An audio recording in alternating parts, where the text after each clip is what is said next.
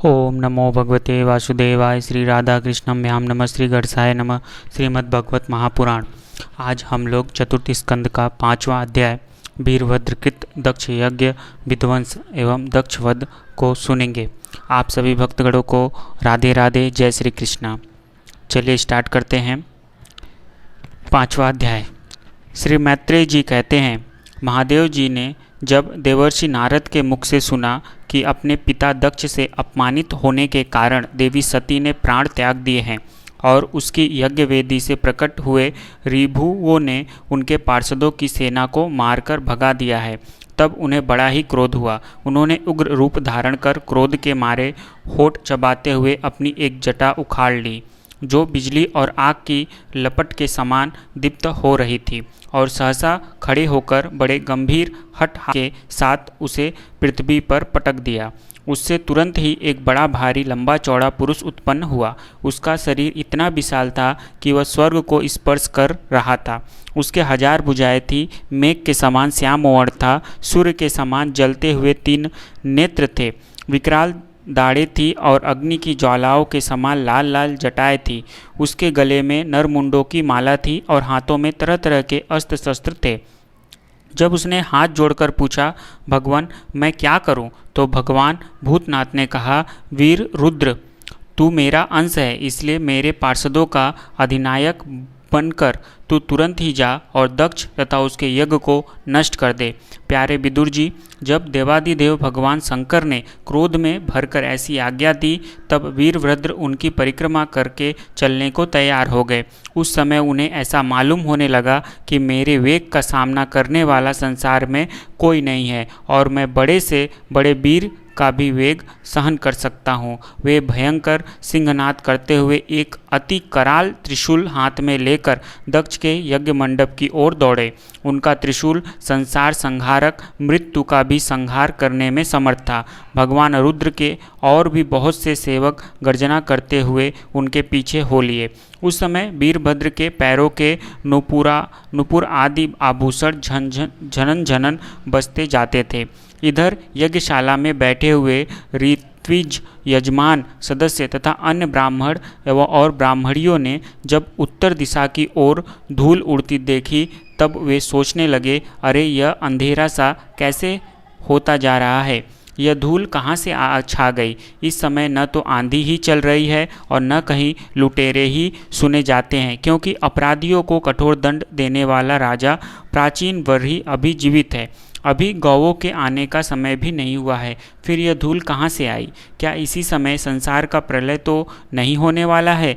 तब दक्ष पत्नी प्रसूति एवं अन्य स्त्रियों ने व्याकुल होकर कहा, प्रजापति दक्ष ने अपनी सारी कन्याओं के सामने बेचारी निरपराधा सती का तिरस्कार किया था।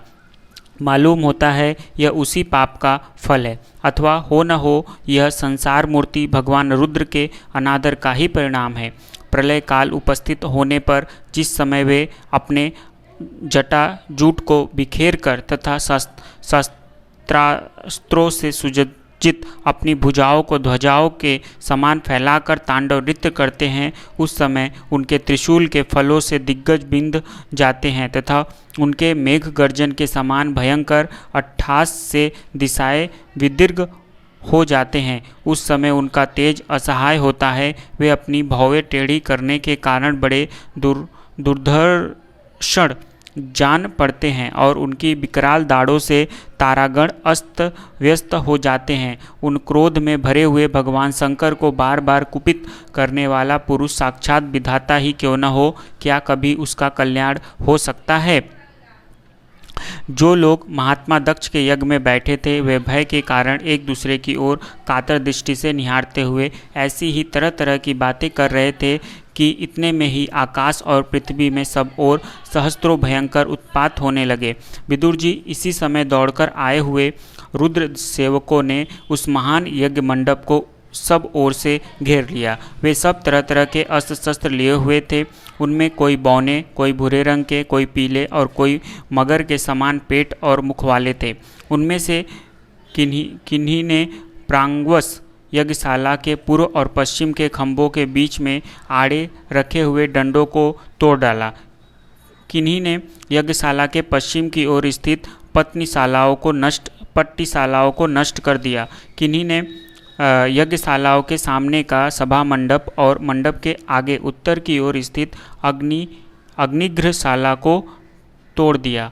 किन्हीं ने यजमान गृह और पाकशाला को तहस नहस कर डाला। किन्हीं ने यज्ञ के पात्र फोड़ दिए। किन्हीं ने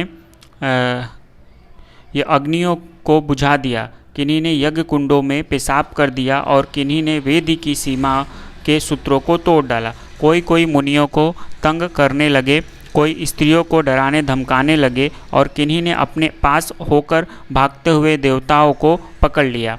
मणिमान ने भृगु ऋषि को बांध लिया। वीरभद्र ने प्रजापति दक्ष को कैद कर लिया तथा चंडी ने पूषा को और नंदीश्वर ने भग देवताओं को पकड़ लिया। भगवान शंकर के पार्षदों की यह भयंकर लीला देखकर तथा उनके कंकड़ पत्थरों की मार से बहुत तंग आकर वहाँ जितने ऋत्विज सदस्य और देवता लोग थे सब के सब जहाँ तहाँ भाग गए। भृगुजी हाथ में स्त्रुआ लिए हवन कर रहे थे। वीरभद्र ने उनकी दाढ़ी मूछ नोच ली, क्योंकि उन्होंने प्रजापतियों की सभा में मूछे ऐंठते हुए महादेव जी का उपहास किया था। उन्होंने क्रोध में भरकर भगदा को पृथ्वी पर पटक दिया और उनकी आंखें निकाल ली, क्योंकि जब दक्ष देव सभा में श्री महादेव जी को बुरा भला कहते हुए शाप दे रहे थे, उस समय इन्होंने दक्ष को सैन देकर उस्काया था। इसके पश्चात जैसे अग्निरुद्ध के विवाह के समय बलराम जी ने कलिंग राज के दांत उखाड़े थे, उसी प्रकार उन्होंने पूषा के दांत तोड़ दिए, क्योंकि जब दक्ष ने महादेव जी को गालियां दी थी उस समय वे ये दांत दिखाकर हंसे थे।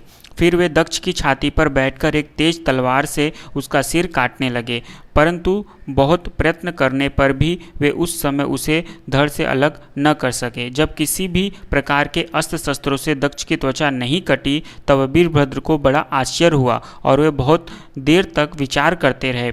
तब उन्होंने यज्ञ मंडप में यज्ञ पशुओं को जिस प्रकार मारा जाता है उसे देखकर उसी प्रकार दक्ष रूप उस यजमान पशु का सिर धड़ से अलग कर दिया। यह देखकर भूत प्रेत और पिशाच आदि तो उनके इस्त्र कर्म की प्रशंसा करते हुए वाह वाह करने लगे और दक्ष के दलवारों में हाहाकार मच गया। वीरभद्र ने अत्यंत कुपित होकर दक्ष के सिर को यज्ञ की दक्षिणाग्नि में डाल दिया और उस यज्ञशाला में आग लगाकर यज्ञ को विध्वंस करके वे कैलाश पर्वत को लौट गए। प्रेम से बोलो राधे राधे। जय श्री कृष्णा। आज हमारा यहाँ पे चतुर्थ स्कंद का 5वां अध्याय समाप्त होता है। हम लोग ने देखा कैसे वीरभद्र ने दक्ष के यज्ञ को विध्वंस किया और दक्ष का वध किया। आज के लिए इतना ही। प्रेम से बोलो राधे राधे। जय श्री कृष्णा।